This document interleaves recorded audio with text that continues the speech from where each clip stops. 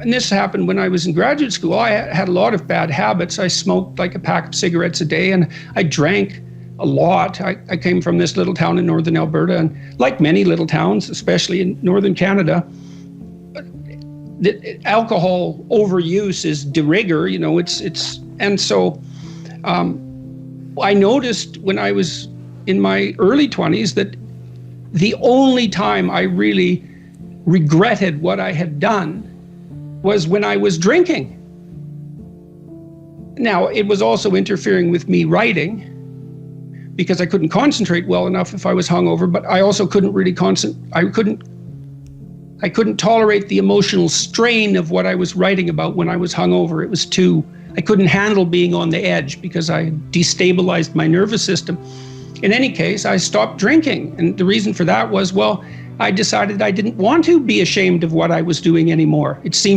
I thought, maybe I could not do things that were shameful and then see what my life was like.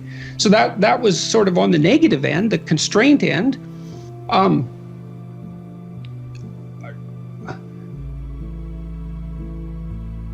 I think people get, on the more positive end, people get deeply involved in what they're doing if they're in the right place in the right time. So that I would say you can tell, this is the idea of heaven on earth to some degree. When time stops, when you're not aware of the duration of time, when you're so engaged with what you're doing that you're not aware of the duration of time, then you've got the forces of chaos and order balanced properly. You're not stultified and bored. That's an excess of order. Everything's too predictable. You're not overwhelmed.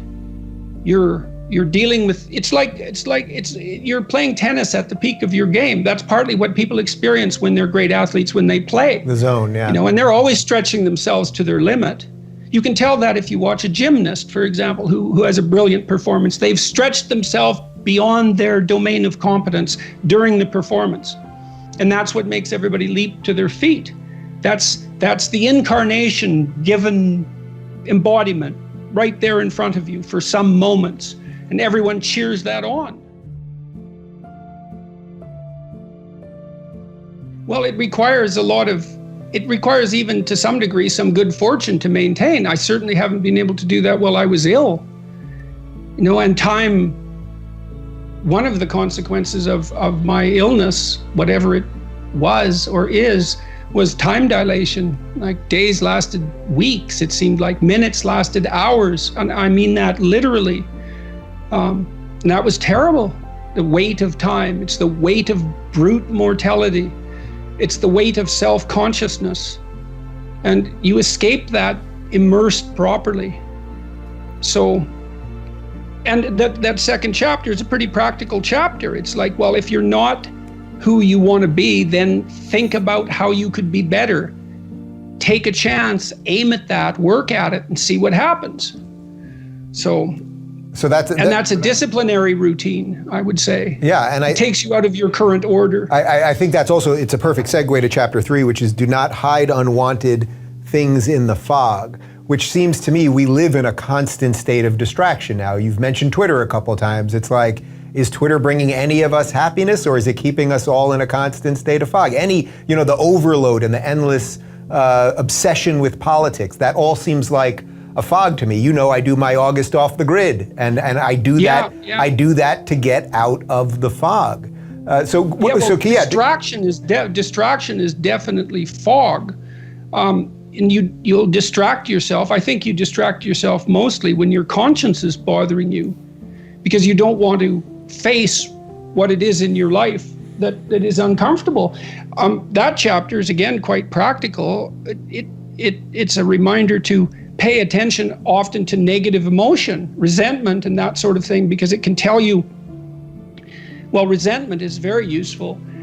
Maybe your partner is talking to someone and they're a little bit more animated than you'd like, and you get jealous, and that jealousy is associated with a whole set of insecurities. Or maybe they're flirting and they shouldn't be.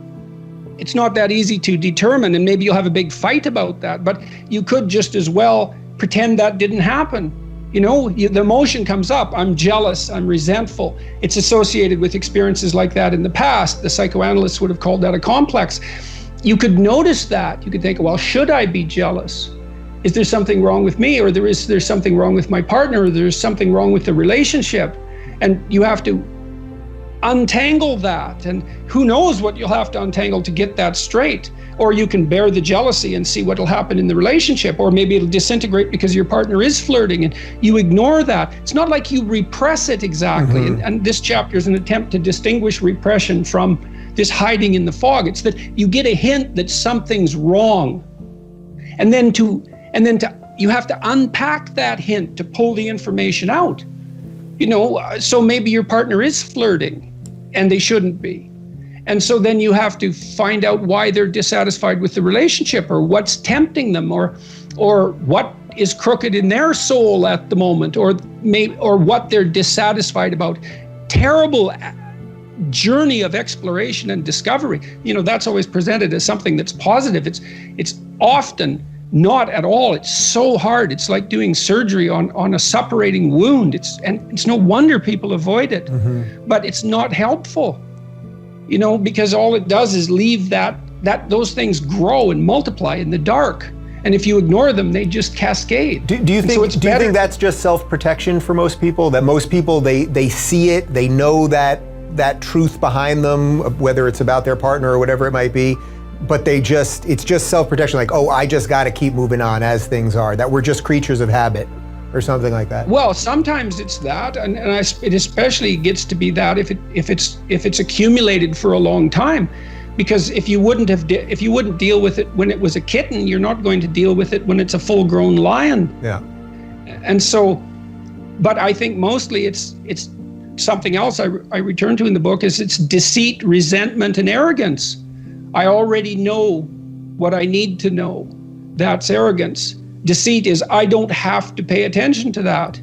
And resentment is, well, things can go to hell and so can he or she. And that's a pretty dark triad. And you don't want the spirit that embodies that to take over your life. That's for sure. People are often resentful if they see that responsibility has been abdicated. Why isn't that person doing their job? It's like, well, hey man, step in at your workplace, in your family. And you think, well, I shouldn't have to do that extra work. Well, you shouldn't be a slave. You shouldn't allow yourself to be tyrannized. But if something bugs you because a responsibility is going unfulfilled, there's a great opportunity for you. And this is something I don't think we teach young people well. And one of the things, you may remember this, that was so striking about the tour was that I made a case fairly consistently that most people find the meaning that sustains them through the vicissitudes of life, not in happiness, but in responsibility. And that would bring everyone to a halt. It would always make the whole theater silent. It's like, oh, I never thought of that connection. Because maybe you want to avoid responsibility, and you can understand why. You hide from it. Like Abraham, one of the biblical stories, Abraham, he stays in his father's tent till he's like 80, and then God gets fed up and tells him to get the hell out and grow up, and everything that he encounters is catastrophic. He encounters tyranny, the Egyptians conspire to steal his wife, he encounters starvation and war. That is what you encounter if you go out in the world and you think, who the hell wants that? I don't want the responsibility. It's like, well, yes, you do, as it turns out. There's nothing better than responsibility. Now, I say that with some caution. I think that it's hard to say. The responsibility, I've been overwhelmed by my apparent responsibility. But I think it's also kept me alive. And I mean that literally.